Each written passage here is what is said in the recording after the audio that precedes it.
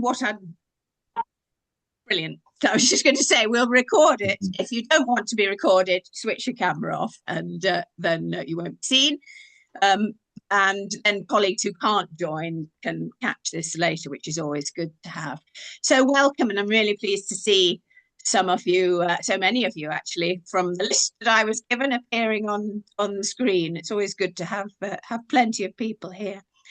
And also delighted to see Sam here. So I'm really pleased that you could join us.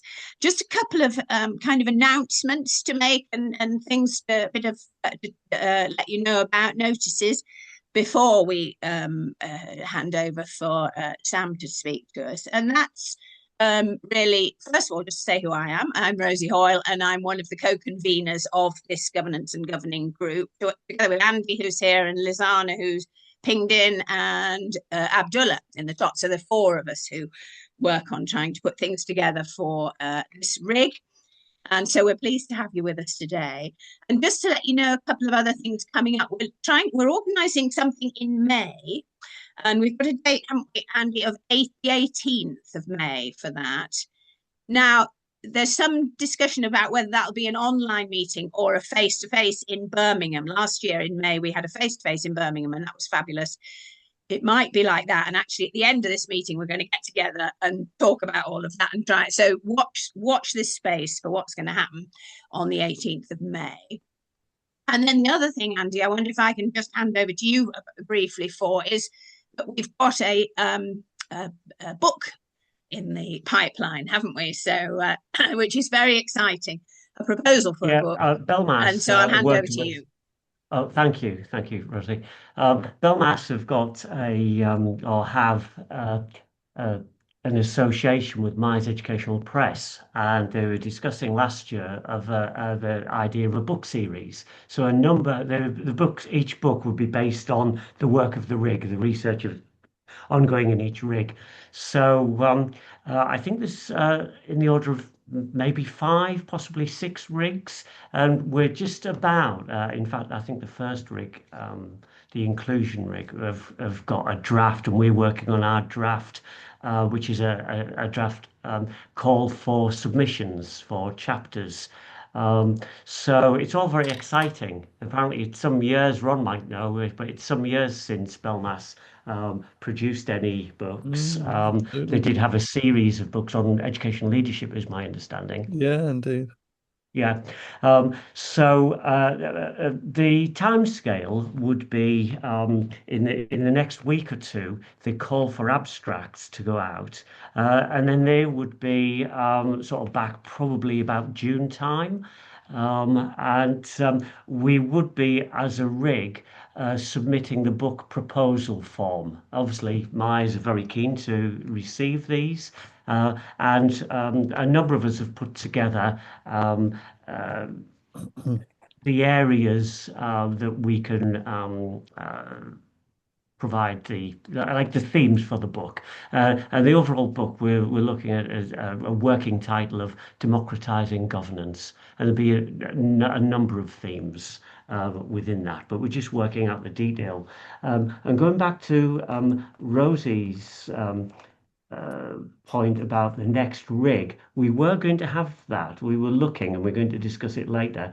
It's the 18th of May we've gone for, but we were thinking of face to face. But the background work in terms of pulling the book together and the idea means that the next face to face we would be discussing the book, and it's taken a little bit longer. So it's likely that we would have an online meeting to discuss the contributions and the call for abstracts, and then have a face-to-face a little bit later in the year, possibly even September.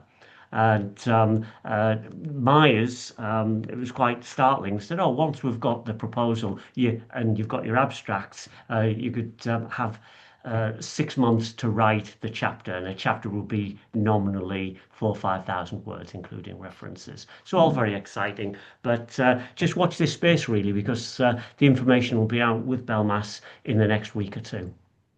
Okay, I'll hand back to you, Rosie. Any questions? Brilliant. Oh, Lizanne. Yeah, Lizanne's got a question. No, I don't have a question. I just wanted to add something else. I just wanted to say that Andy and I will also be at the Belmas conference hosting the event there for the week. So do come and see us if you're there. And we're looking forward to talking to you about all things governance and governing, and also the potential publication. Brilliant. Uh, And so I'm presenting my work there, and somebody else is, aren't they? Sarah Chung, I think, is presenting on governance, and Danny's. I see Danny's come in. Danny's going to speak to us this afternoon about her work, and you're at the conference, Danny, aren't you? But you're not presenting, so it's good. All good. So, okay, so I've put in the chat the outline for what we're going to do this afternoon. And without further ado, I'm going to just introduce you to Sam Henson from the National Governance Association, who I'm delighted with us today. Sam's the Deputy Chief Executive, very familiar to many of us, I'm sure. And such an interesting and important organisation for us governors. You've got over 90,000 members, I think, haven't you, Sam? So really a fantastic resource for the research that you're done, and that longitudinal study that you do every year, where you're checking in on governance every year, has been such an interesting source for us all. Sam, you've been 15 years in education, I think, and you've done trusts and you've done maintained. And so you've been around the block in the education world and school governance world. And currently at the NGA, you're overseeing policy, advocacy, I think, external affairs, advice, guidance, but importantly for us, of course, research. And that's important for today. And this latest report that's just been published in 2026, I think it's really interesting, and I'm so looking forward to hearing from you today. I've got my print of it here, and it's all scribbled on. There are so many things in here that link with the findings of the research that I'm doing, particularly about understanding of the kind of role and function of governance. And so I'm really interested to hear what you have to say.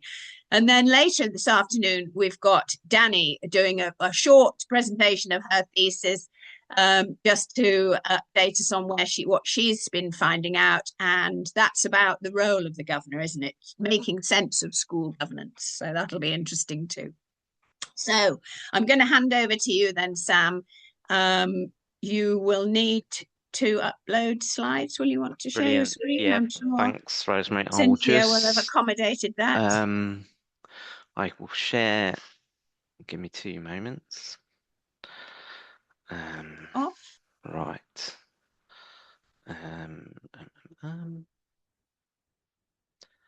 Hopefully that's. Can you all see that? Yeah, brilliant. Wonderful. Okay, thank you so much, Rosemary. That was really kind introduction, and thank you to all of you for letting me come along today. A real delight for me to be able to talk about the report and this work with you all. Please stop me anytime. I think you've got a bit of space for discussion afterwards, but really happy to, as we go along, take any questions. Yes, we're going to do some breakout rooms at the end. Brilliant. So there's an opportunity then and feedback. So good opportunity for discussion, Sam. Yeah.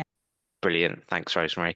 I've just put in a couple of slides at the beginning, just for anyone who isn't particularly familiar with NGA, just to give you a bit of information about what we do, what we've been up to. And you can see from some of the stats there that and some that Rosemary's already covered, the sort of trajectory that we're on as an organisation. It is our 20th anniversary this year, which is very exciting. We're one of the things that we thought we wanted to do to mark 20 years of the existence of NGA was to really put a focus on governance, not on NGA, but a focus on governance, which is partly why we timed this report to come in as well. Just to flag with you all, as well as the things that Rosemary's already talked about, such as our annual governance survey, which we've now been running, I think, for 15 years. We're involved with all sorts at a sort of central level with the department and Ofsted and whoever. Probably, you know, I wouldn't want anyone to see this and think we have instant access to these things. Some of these things we fight to get a seat at the table, and I think that links back to some of the things we're going to be talking today around making the case for governance in the first place. The the fact that we had I was about to say recently, but it's not that recently.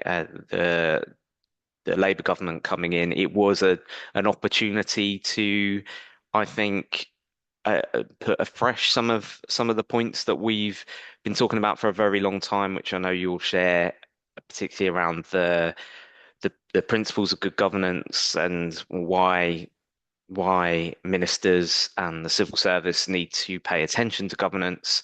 And I think that's been quite successful. We've been able to get into a lot of the various stakeholder groups with the department that have been introduced as a result of the Labour Party coming in.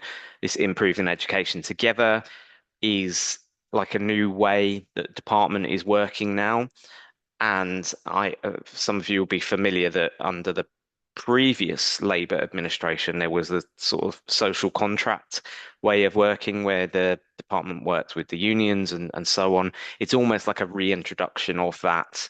And what that's meant has been, in particular, three key subgroups. Which we're a part of, one of them being accountability, one of them being send, and one of them being workforce. Now, governance obviously works its way into all of those. So that's kind of a lot of the bulk of our activity with the department at the moment is focused on that. But I've listed a few other things that we're involved with there, just as a bit of context, really, for from where we're coming from. I'm really delighted that Rosemary invited me to come and speak about this. It is, I think, for us a real opportunity to talk about something that I think we are really quite passionate about. And actually, this report, we wrote it partly out of a sense of excitement, I think that's fair to say, of wanting to celebrate what we know, and what our members tell us and what the governance community overall are saying, but also partly out of concern that we noticed actually it had been a long time since we'd last heard a government minister or a kind of system leader, or even some education commentators point out that actually, governance was important. Actually, we want more people in the sector to say that one of the absolute things that will make the biggest difference to schools and trusts right now is better governance. And actually, we've been through phases, I think, in the past where that's happened. Many of you remember when Lord Nash was around, who was, well, whether you rated him or not, actually one thing he was an advocate for governance, and certainly brought that to the table. And back then, we used to find there was a lot more parliamentary activity around governance. We even had an APPG on governance back then as well. And I think since then, there's kind of been peaks and troughs really in terms of where governance has fitted in on the sort of national education policy agenda. So actually, I think as well, we decided to do this report when we did it, not just because it's 20 years of NGA, but because actually this new government had been in place for enough time for us to come to the conclusion that we didn't think that governance was being taken seriously enough. And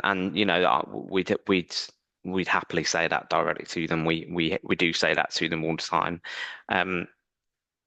But I think the report itself, the case of governance, is really making that point as directly as we could, because the evidence we think is overwhelming, and I'm not just talking about NGA's evidence, I'm talking about the collective evidence base that there is, which you will contribute to, which I think is something uniquely powerful.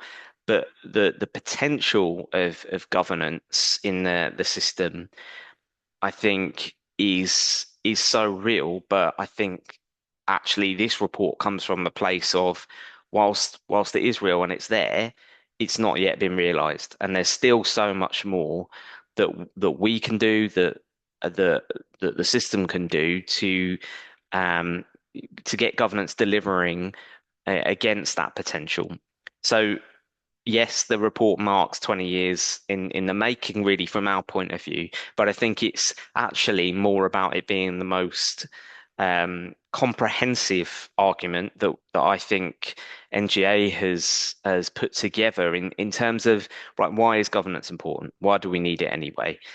It draws on a lot of the evidence that Rosemary was already talked about. It draws on what is now 2 decades of evidence from ourselves as an organisation, the different activities we're involved in, but also cross-sector research, our external reviews of others in the sector as well, and we have really tried to broaden out that evidence base as we've done that. But also, as I'll sort of end with a bit later, it marks really a new phase in evidence gathering for us on this. So it's not it shouldn't be seen as the end, but really as a sort of a new phase, a new era of governance being appreciated and taken forwards in the sector. So I think I think this quote sort of captures some of the essence of this report. The report is structured around a clear architecture, I think, about what governance enables. It delves into the evidence of impact of when governance works, but it also covers what goes wrong when governance weakens, and what we can learn from other sectors, how it relates to the wider accountability system, and so on. And crucially, I think what a genuinely governance literate system would do differently, and that was one of the things we really wanted to capture here. So the thread running throughout the report is very much captured in a single sentence in the executive summary, that governance in England's schools and trusts is, we think, and the evidence tells us, in many ways already successful. Governance is something that should be celebrated. We should be talking about it as a key asset within the sector. So it's already successful, but it's just not yet fully enabled. And I think there's the key distinction there. It's successful, but we need more of it. We need a greater platform to put it on. And I think that distinction really matters. Like I say, this is definitely not a crisis report. And for anyone who's managed to have a scan through it, hopefully you will get that feel from it. It's not a report about a failing system. It's not a report about governance having an identity crisis or anything like that. It is a report about unrealized potential, and it's a report about what needs to change to realize it. And I think as well, the timing really matters at a moment of growing complexity. Not just the change politically that I've already talked about, but lots of change that we're seeing, whether that's sort of sustained financial pressures, whether that's workforce instability and major system reform. The contribution of governance has never been more important, and we've obviously just had the white paper, which I think has reflected that reality in many ways. And actually, we were quite pleased when with the white paper in some respects, in terms of governance is there, it's spoken about. Actually, I think though it's what comes next that will be the real telling point. Hopefully nobody can hear this strange music that's playing in my background. I'm in the office and I have no control over it, and it's all of a sudden started playing, but hopefully you can't hear that. Good. So yeah, I guess to sort of summarize this slide, the case for governance, I think, is well, I've got to stop saying I know, is inherently positive. It's celebratory. It it's something of a message about how we can refine the system and fine tune the system. And if governance is taken as seriously as it should be, I think it's a real message of unfulfilled potential. But that key caveat that we're not there yet. So I think one of the things I wanted to talk about, and I think actually that quote that I've just shown you, I think one of the things it does is it puts an emphasis on other sectors and the way that governance is focused on um, in a way that I think is more respectful of its role and its remit and its function. Now, I'm not saying that all sectors do that, but there are other sectors that do this better than the education sector. There are other sectors that invest more in governance, that take it more seriously, that the industry of governance, if you like, is seen as much more of a has a higher professional standing. And I've spoken with a number of governors and trustees and governance professionals recently who have been quite shocked at the state of governance in some schools and trusts. And it's important to put that emphasis on some schools and trusts. So, I think sometimes there's this perception among the department and maybe others that governance is strong in trusts and weak in maintain schools, and that is totally not the evidence that we see, and we make that point as much as we possibly can. And actually, you only have to look at some of some fairly high profile recent cases that shows that governance in some quite high profile trusts has been a real problem. I've also spoken to some governance professionals in particular who have come to work in this sector from other sectors, and they've been really quite baffled as to why governance is downplayed as much as it is, particularly by the executive leaders they come to work with. And I think that's raised a problem. It raises the problem that I think we've known has existed for a long time, that part of the issue is governance isn't really part of the leadership syllabus, if there is such a thing, or even it's not even talked about when it comes to basic kind of teacher training and CPD at all different stages, and for different roles within the sector. And so therefore, half the time what it comes down to is what one head teacher has learned from the previous head teacher, what one CEO has learned as their time as a head teacher before that. And that's something that we have to challenge, and it's something that I think is a real problem. And I think we're getting that message across, but I think it's been quite slow.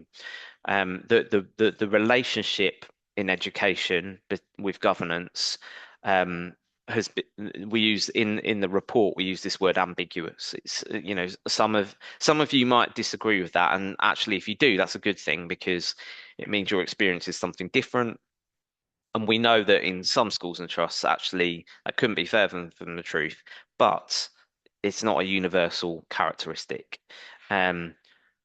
Governance is still very much framed, even by, I was going to say system leaders, but it isn't system leaders, even by sort of um, uh, the people governing the sector itself and the people who have the most power.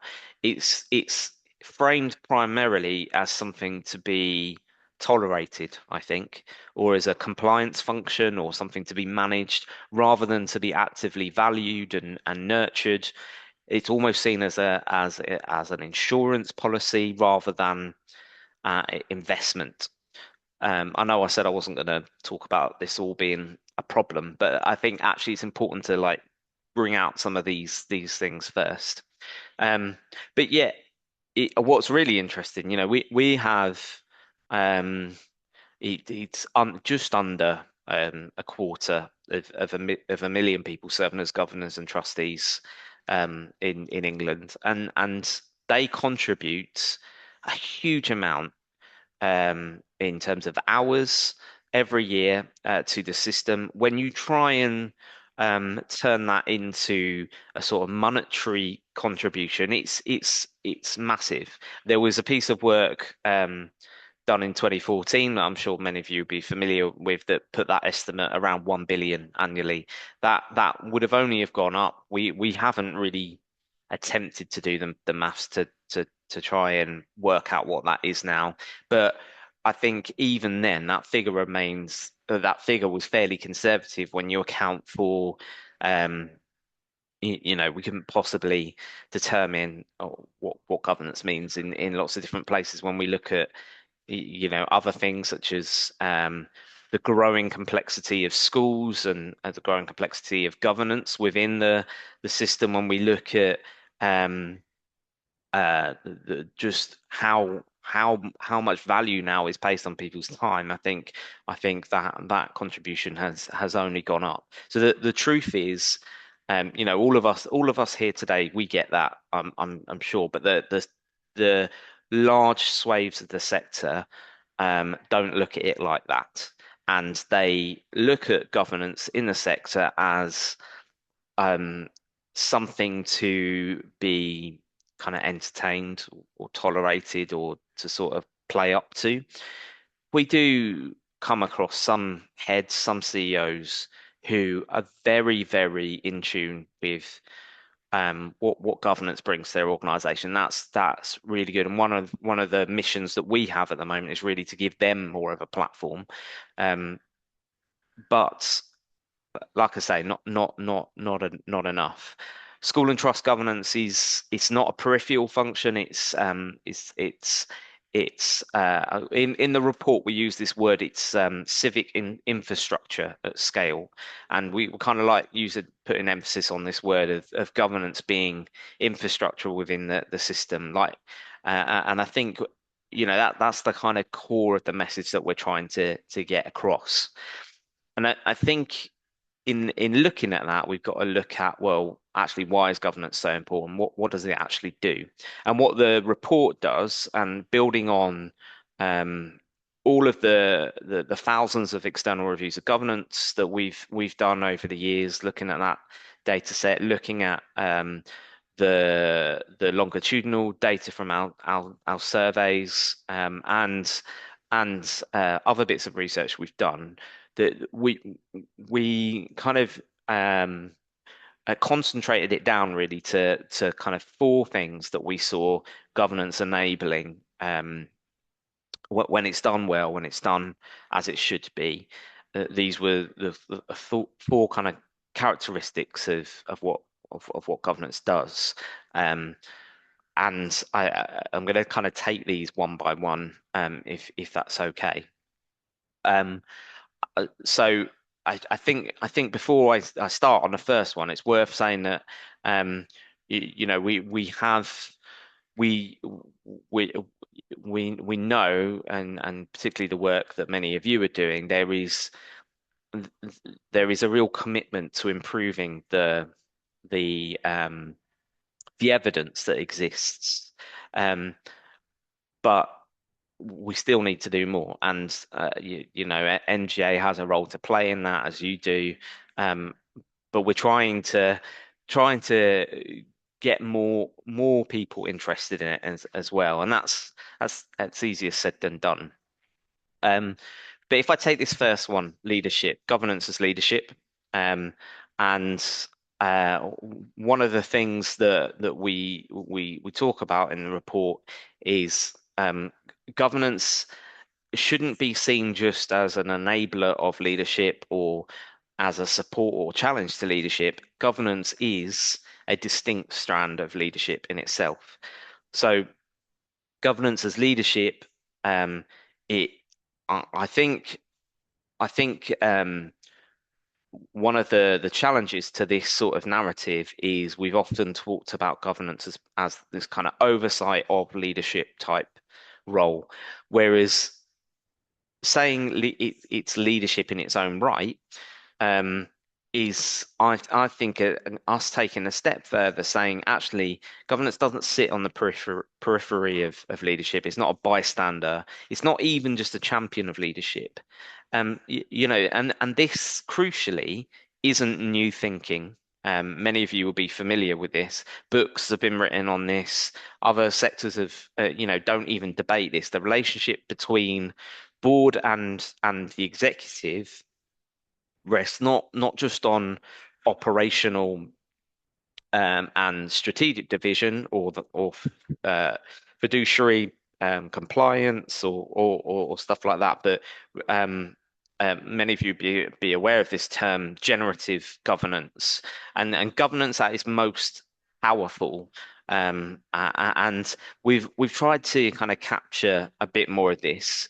The governance as leadership is really how the board acts as a collective sense maker, probing assumptions underneath proposals, framing challenges through the organization's vision and their mission, rather than being the ones who are just round the table, sort of, you know, this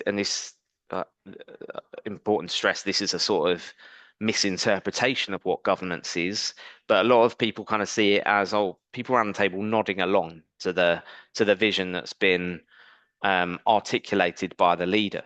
But actually, what this point does, and what the report makes in governance as leadership point, is actually no. What good governance is the ability to probe those assumptions, the ability to look underneath those proposals, and the ability to come together to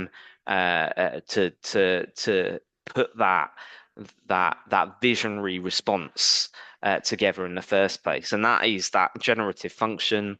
That's the capacity to produce, to shape how problems are understood before solutions are being proposed. I think what it does is it distinguishes governance from other forms of oversight as well. It ensures leaders aren't operating in isolation, but governance as leadership puts a real focus on how on drawing on the board's collective intelligence, if you like.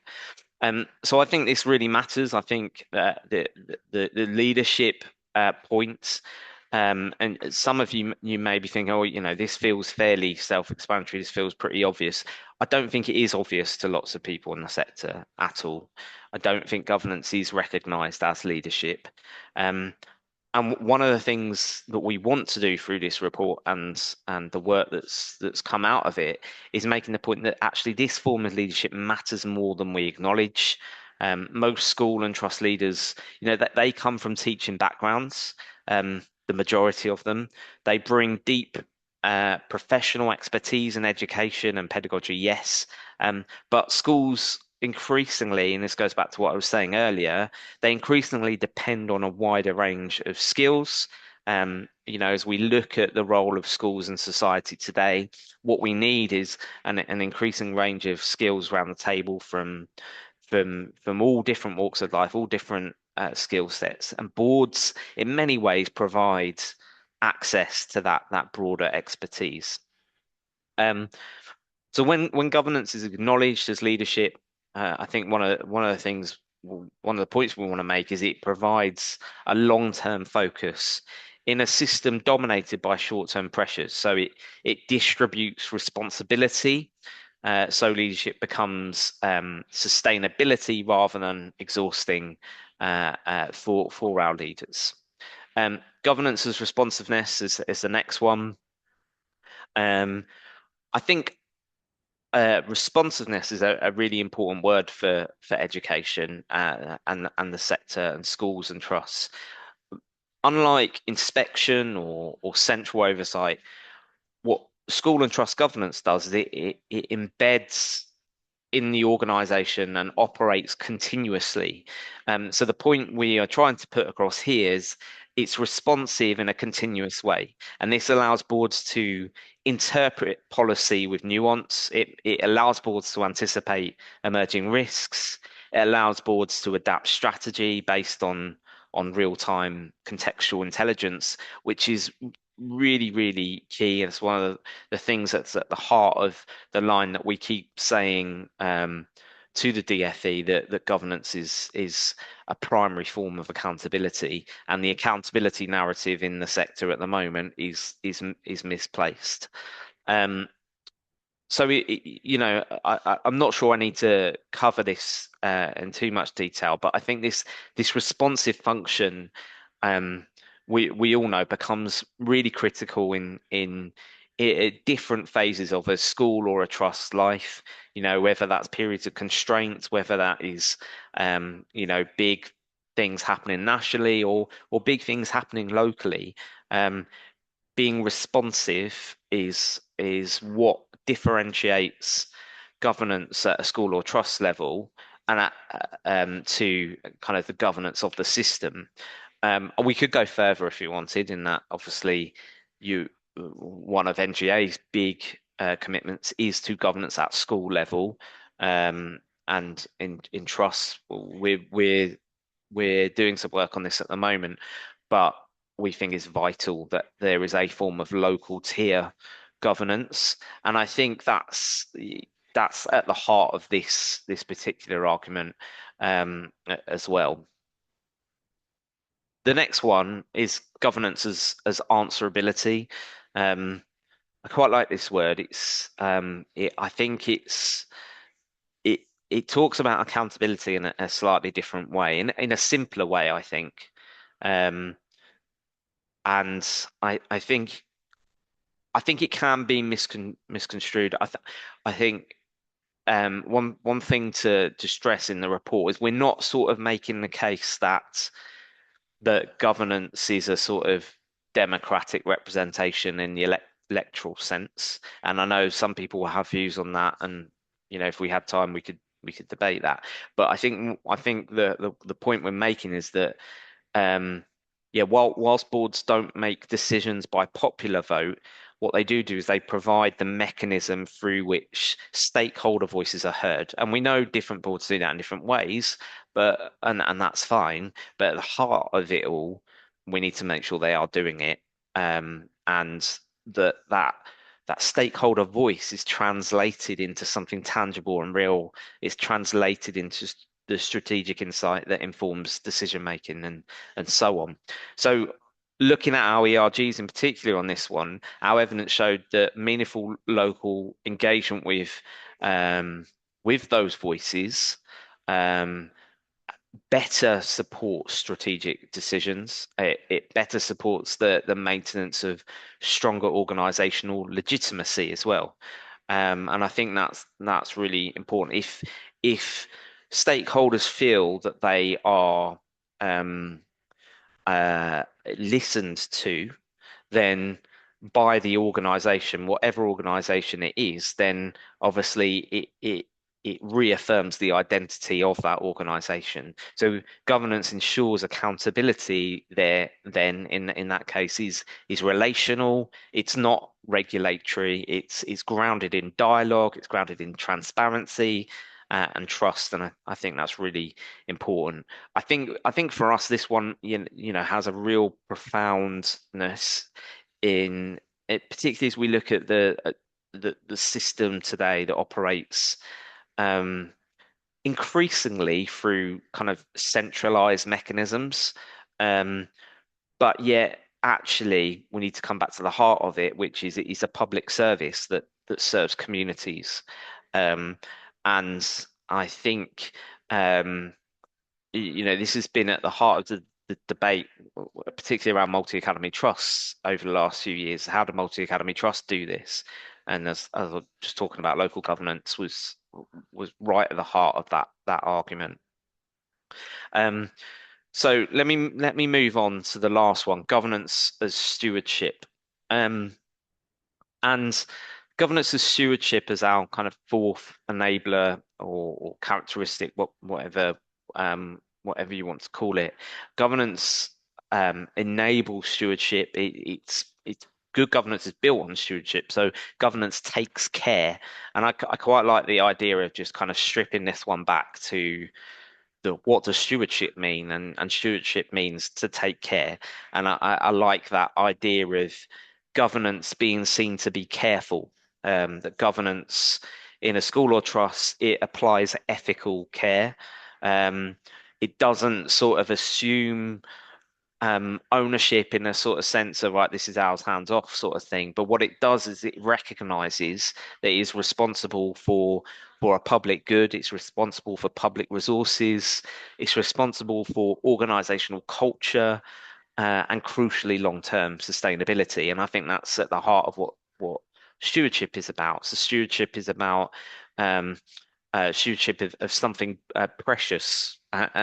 You know, this may be quite a fluffy thing to say, but I think I think that's a sometimes we need to go back to some of this kind of language that's really important, because actually schools are precious to the people that have an interest in it, whether that is pupils or parents or the community or staff. So stewardship is something precious. As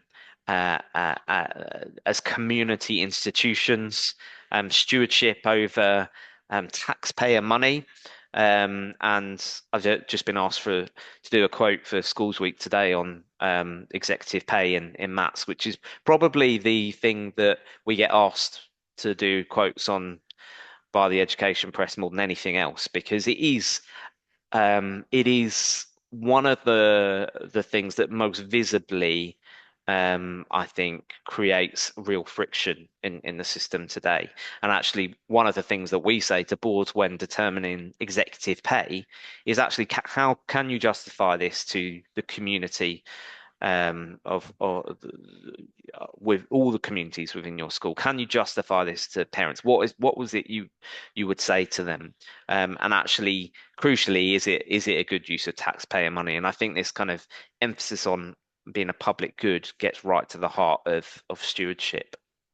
One of the other things I think is really important here is where governance differs from executive leadership is, now, some people might argue against this, but I think good governance, and I appreciate not all governance is good, but good governance is based on then there being no self-interest, in the form of, somebody governs not because they're wanting to get something out of it.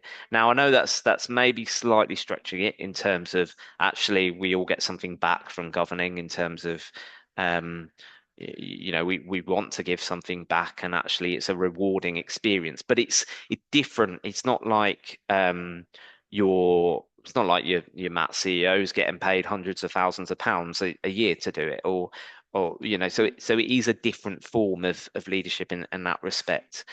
It's no self-interest. It's intrinsically motivated and focused on something different, on a big picture.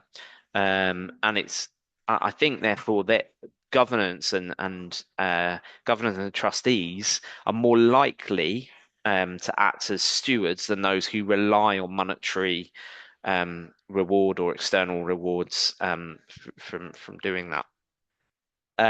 So I think being devoid of conflicts equips overseeing public money and safeguarding assets held in trust for current and future pupils. That's an authentic form of stewardship, um, uh, which I think is really important.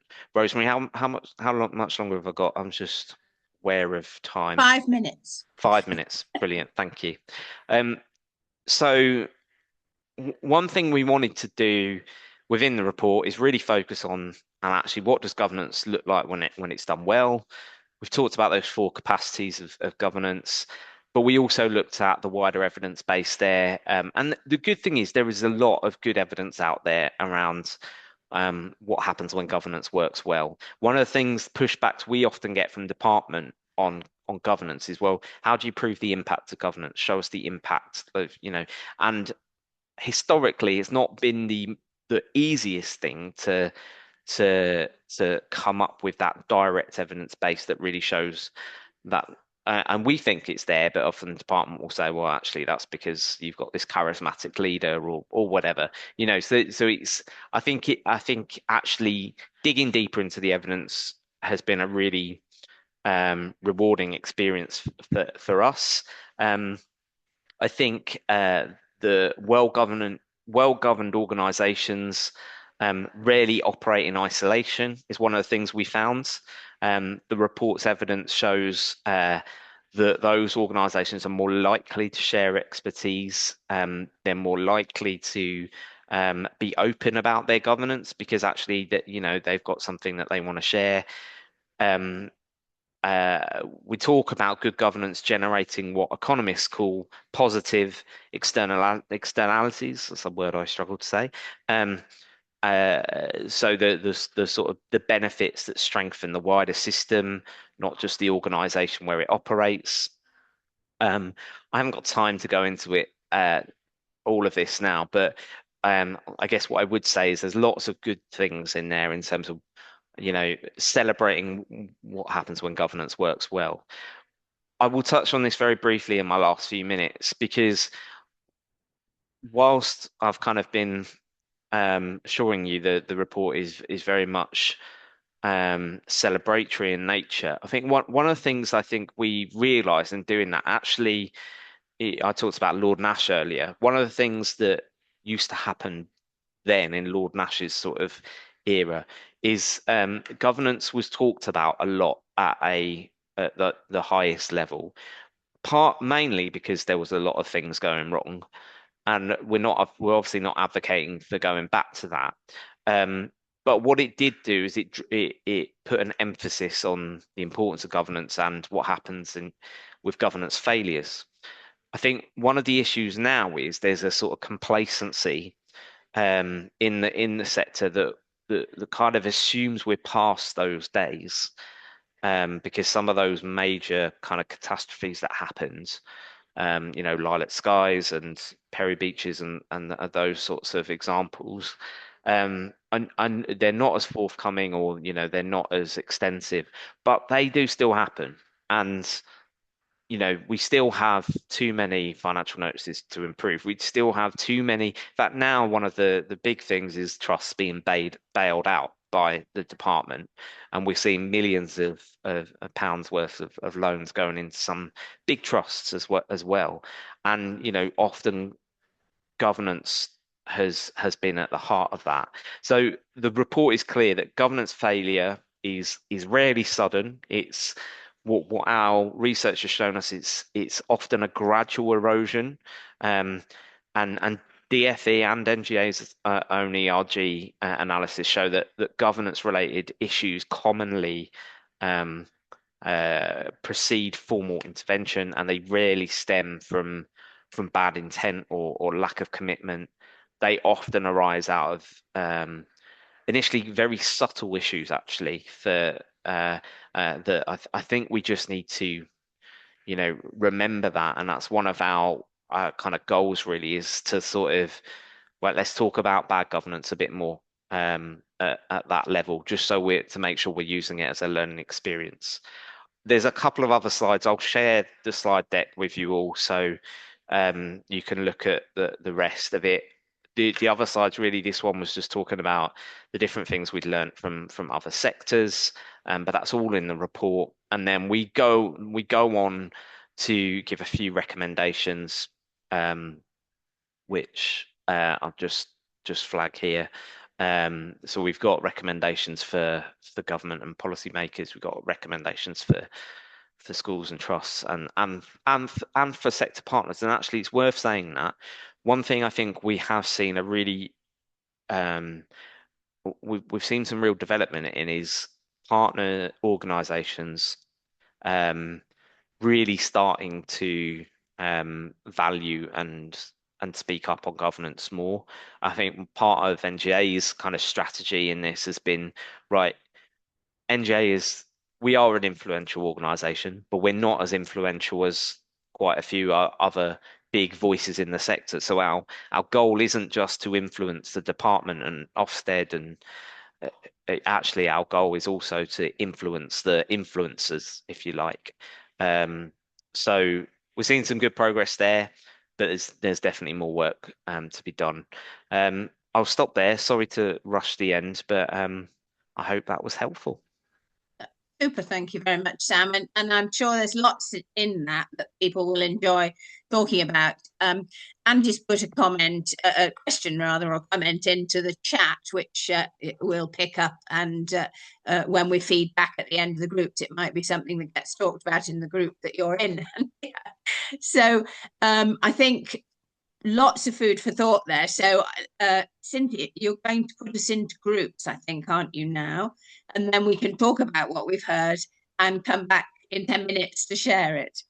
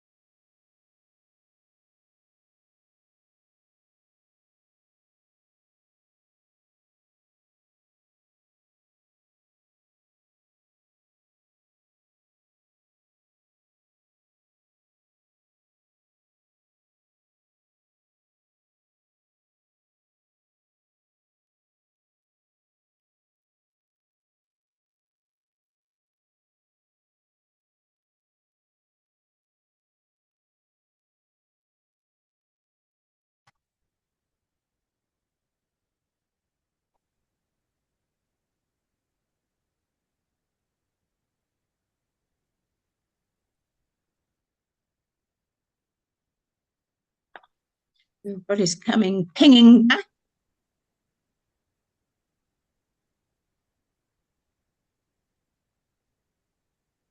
Excellent. Right. So hopefully some good discussions. I know it's a short time, but hopefully we've been able to come up with some interesting points. Still more coming. Here comes everybody back. Great. Hopefully some good discussion. So perhaps if we go in by number, so and someone from the breakout room can tell us the kind of key points they were interested in from Sam's presentation. So breakout room 1, I don't know who would like to speak on behalf of breakout room 1. We were breakout room 1. We didn't have any one person to feedback, but we had a number of points. So any of us can, it's informal enough to just for sure. Raise a point. Are we still being recorded though? Because that makes a difference. Yes. Yeah.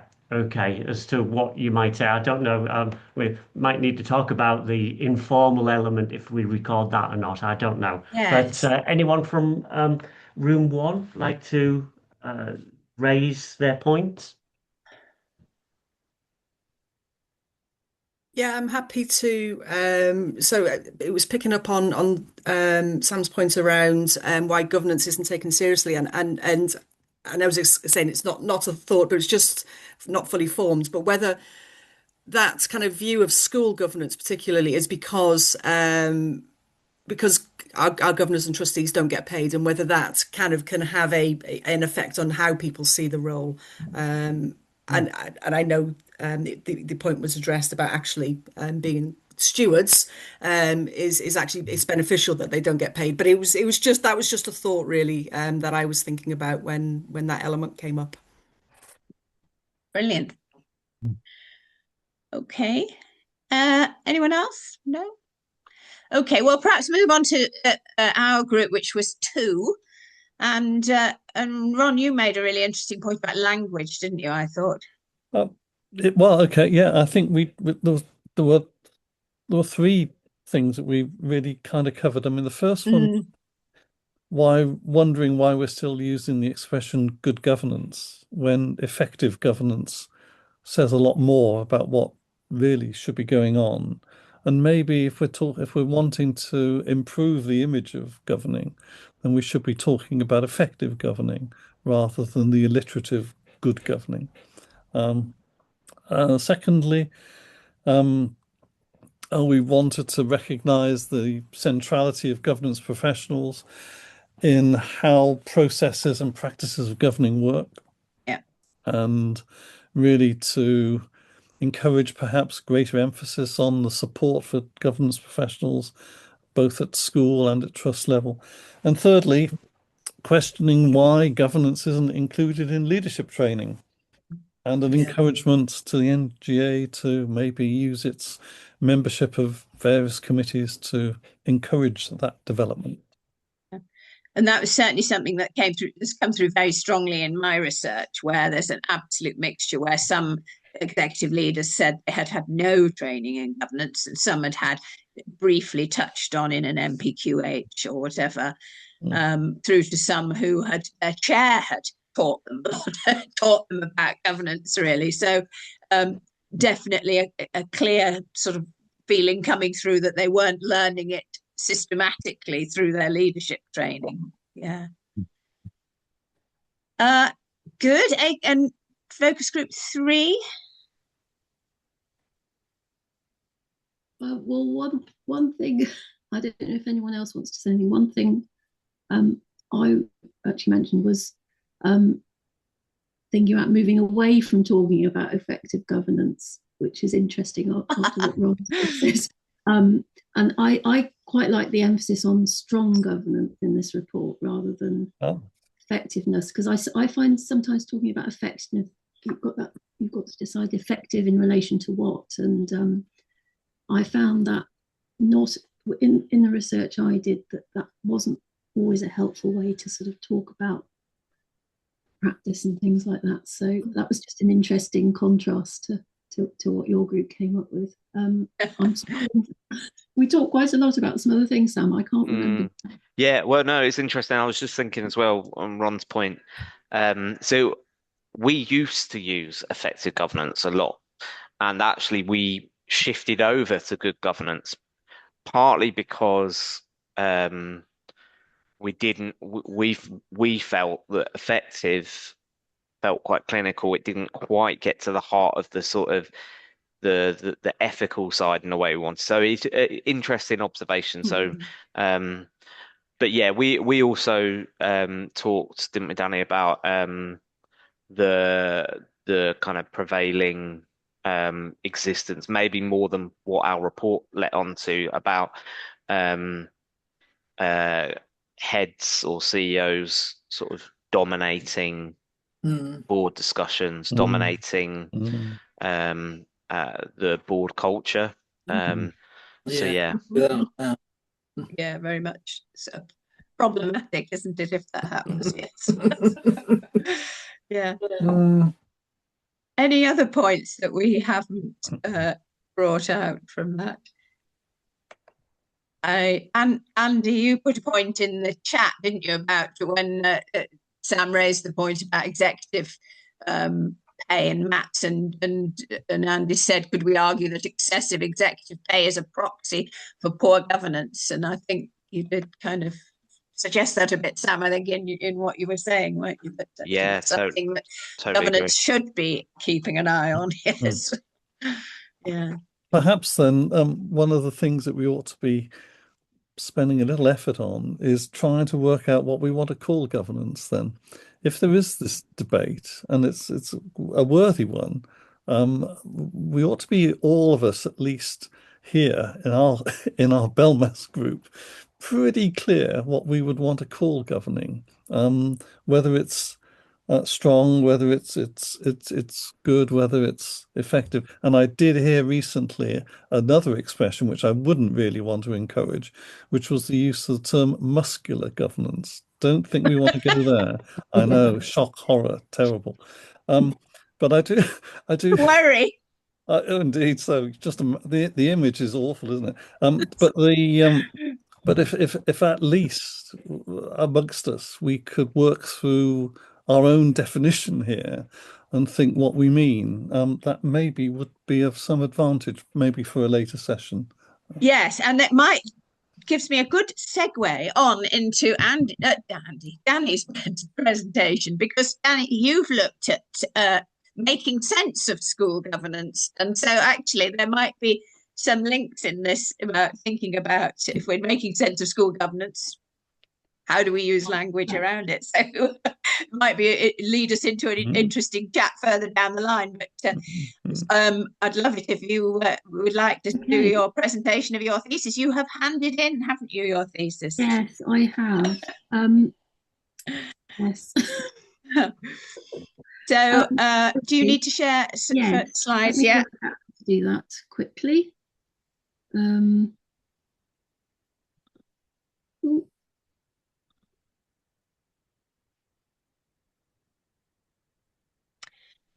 And I think you've got max 15 minutes, haven't you, if you're all right with that, Danny? Yes, if I can get to the right. Sorry. Right, can we see this? Yes. There we go. Is that there? Right. Well, thank you for this opportunity to talk about my research. As Rosemary said, I've just submitted it, and I'm looking towards my viva with great excitement. So at the moment, I'm very much in the middle of trying to make sense of my own doctoral journey and the point I've reached in it. I've chosen today just to talk about one aspect of this. I'm not quite in a place where I can talk about the entire thesis, but I'll get there, and I'll hope to come back to you and present all my findings. I'm looking forward to that. But what I want to talk about today is the theoretical framework I chose. And I've partly chosen to do that because I think it really resonates with a lot of the things that are in Sam's report from the NGA. But here is a brief summary of the research I did. The aim of the study was to explore how school governors and trustees make sense of their role, given the extent to which they are subject to so many mixed messages about the purpose and practice of governance. As we know, the responsibilities placed on governing bodies in England are significant, yet their contribution to the education system is often overlooked and widely misunderstood. The role is complicated, yet official guidance and policy are ambiguous and contradictory in the way they set out what is expected. The nature of these mixed messages have been well documented and, of course, discussed by this group. Much less is known, however, about how those messages are received by governors themselves, and that's what I set out to explore. I came to this research as a school governor with 18 years of experience, and this thesis could be described as my own attempt to make sense of what I have found to be a complicated and sometimes overwhelming role. So the theoretical framework I chose was this landscapes of practice theory. It comes from Beverly and Etienne Wenger-Trainer, and I was initially drawn to it because it's a social learning theory. I was setting out to capture perceptions of school governors, and this theory provided a framework for exploring development. Rather than taking a snapshot view, I was able to understand their experience rather than just what they thought of governance. I wanted to explore how they made sense of what they do. So that emphasis on practice was really interesting to me as well. But as I spent time with this theory, I found I was using it to frame just about everything I was looking at. It became a sort of multi-tool for understanding both the phenomenon I was looking at and my research process. So the aim of this talk is to just give you a little bit of a sense of some of the different ways that this theory shaped my thinking about the research that I did.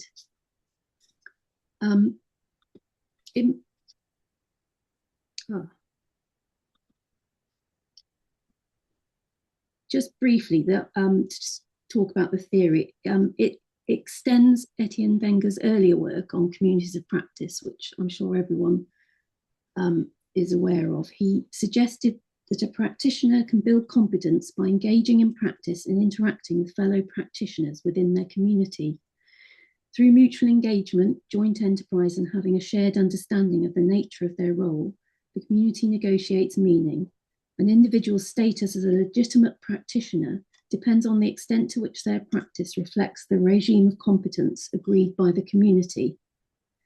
A landscape of practice represents a complex system of multiple communities of practice and the relationships between them. Development within the framework can be seen in relation to an individual community and the wider landscape.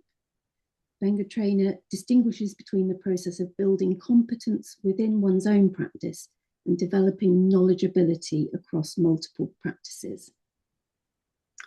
And one of the things that I played around with was I started to think about what a school governance landscape of practice might look like. And this is a very simple example of what it could look like. It's a social learning theory. So what I've mapped out is a selection of communities of practice, and the theory itself talks about how an individual learning will move around this landscape and engage with all these different practices. I chose these. I could have chosen quite a wide range of practices, but I decided this is a version of a landscape. But I decided that knowledge from all these areas was really relevant to the practice of governance. I think that an understanding of how all these different practices work and what their goals and values are can help governors to make sense of their own practices. There are many more I could have included. And indeed, thinking about just how many communities of practice occupy a landscape of school governance practice, gives you an idea of how complicated this role is. The official guidance on the role is full of information and knowledge. And in fact, the knowledge featured comes from all these different organisations. So if you look at the DfE guides to the role, you have extensive documents that include lots and lots of information and knowledge. Within those, they're not documents, but they're websites now. And within those are hundreds of links to other pieces of information and advice and training. So if I actually did try and map this out as a landscape of practice, it probably wouldn't fit on this slide. But so I'll stick with this simple version for now. But mapping this out in this way helped me to understand a bit the problem that I was trying to address. This is a landscape of school governance practice, but actually when I was thinking about the mixed messages about the role, how many of those mixed messages come from other communities in this landscape? Not the NGA, obviously. The NGA, I mean, you could describe the NGA as, and the governance community practice as the same thing. That they are, the NGA is a community of practice. I put them separately on here because they're also involved in training and research. But mixed messages have come from policy, guidance. Ofsted, of course, have been unclear about how governors should make sense of their accountability role. Governors get mixed messages about how much power they had. We were just talking about how head teachers can often dominate the practice of governance, and that's possibly because they don't understand the powers that governors have. So anyway, I was using this theory to sort of understand the problem I was addressing. It also helped me to think about the different types of knowledge that we're drawing on. Some governors come to the role with existing knowledge of one or more of these areas, whilst others know very little. When schools and trusts are recruiting new governors, they place emphasis on attracting individuals with specific emphasis, with specific skills and experience. It's quite common for governors to want, governing bodies to want new governors with business skills and professional skills and things.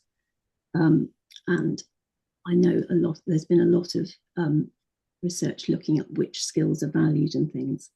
I think governing bodies get very excited if they've managed to recruit an accountant to their board, because that's obviously a big win. So, but our governing bodies are full of people with a wide range of experience. But what is less clear is how they're actually meant to utilise that knowledge and experience in practice. And again, when you go back to the government guidance on the role, it's a bit unclear. Again, I think it's a bit of a cloud jumble of words. They talk about professionalism, compliance, and effectiveness. But how those skills are meant to be used, what these different areas of expertise are supposed to, how they're supposed to influence practice, is less clear. Analysis of the data I collected from my research revealed that governors were uncertain about the relationship between the knowledge they brought to the role and their own practice. And I thought it was particularly significant that there was an awkwardness to the way they described this. I've got a couple of examples here. I didn't actually ask them to describe the relationship between this, but this is how they talked about what they brought to the role, and they seemed to struggle with it. And I just thought that awkwardness was interesting, that sort of outside input. And I think the people that are part of the school, not on top of the school, and we do struggle to explain how governors are positioned. And I think that is part of the problem, the mixed messages that were received, is because it's not always clear. So I thought that was interesting. And just going to go back to my map. The act of valuing different knowledge types across the landscape is, of course, telling, and this has been explored in previous research. I would argue that an understanding of any of these practices would be valuable for making sense of governance. But we could also turn this question around and think about and ask whether practitioners from other groups on this landscape, whether they place any value on gaining knowledge about governance. And that's what we've just been talking about, is knowledge about governance valued in our education system? And the answer is not always.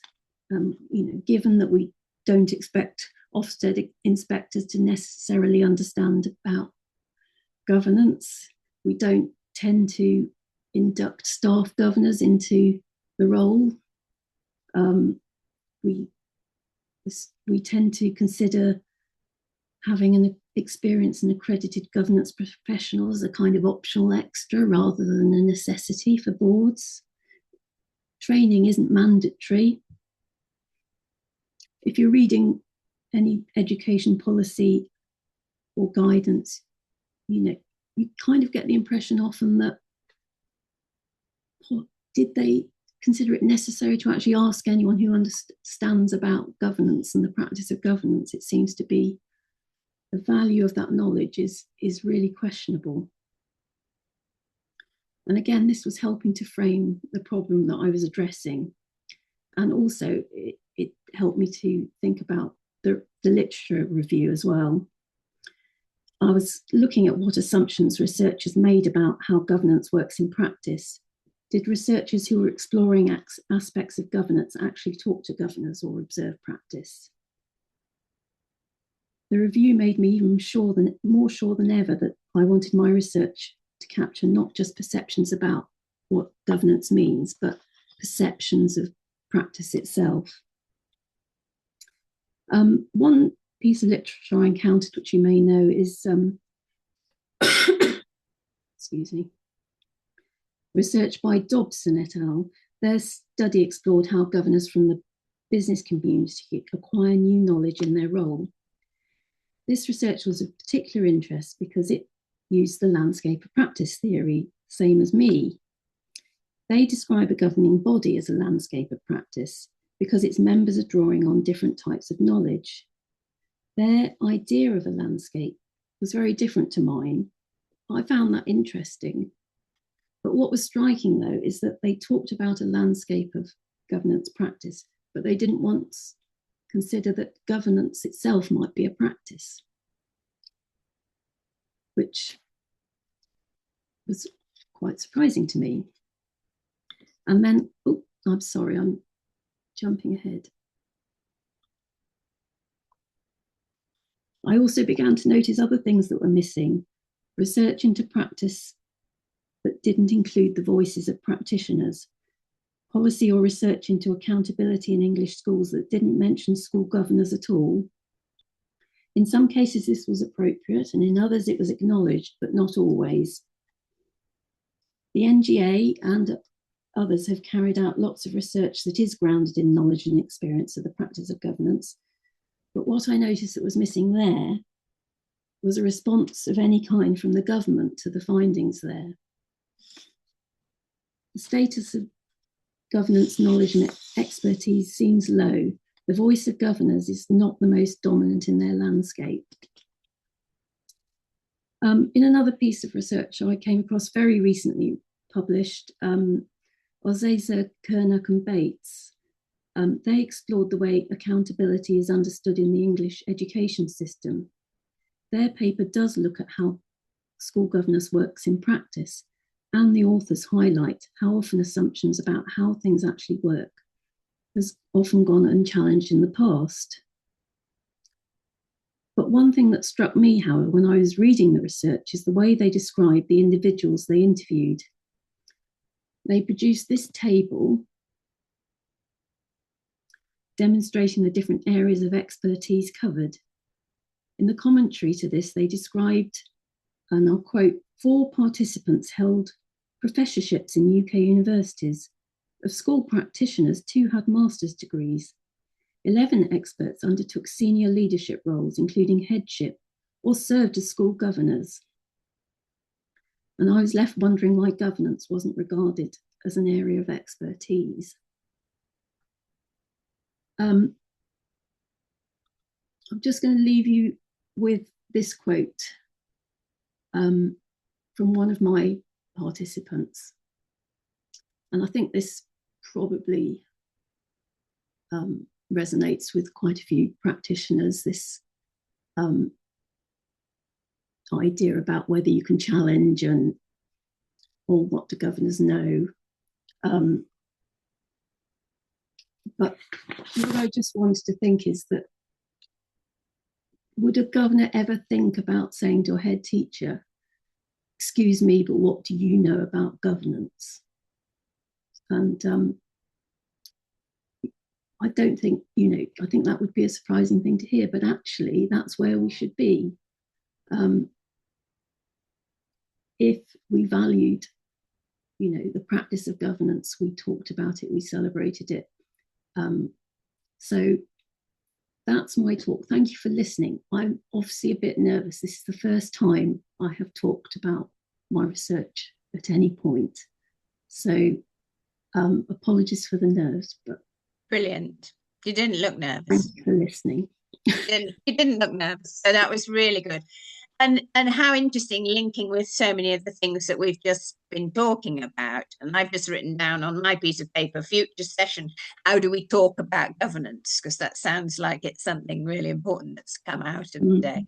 Has anyone got any, I'm conscious of the time, and we always seem to be so rushed. It's awful in these meetings, isn't it, that we seem to have to scamper through things. But anybody, any questions for Danny?